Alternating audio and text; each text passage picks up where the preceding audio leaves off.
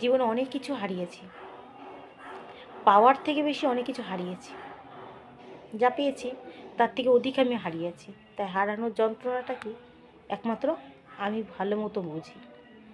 কিন্তু তখন তোমাকে পেয়েছিলাম না, ভগবান মহেশ্বরের কাছে বারবার মাথা ঠুকেছিলাম আর বলেছিলাম এমন একটা মানুষ আমার জীবনে আসুক যে আমাকে সব থেকে বেশি বুঝবে, যে আমার কষ্টগুলোকে বুঝবে, আমাকে জানবে।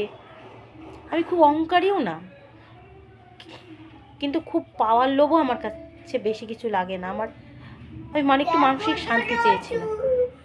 কিন্তু সব থেকে কী বার জানো, তুমি লাস্টে না এই যে অজুহাত দেখিয়ে আমার থেকে দূরে সরে যাওয়ার কথা ভাবছো,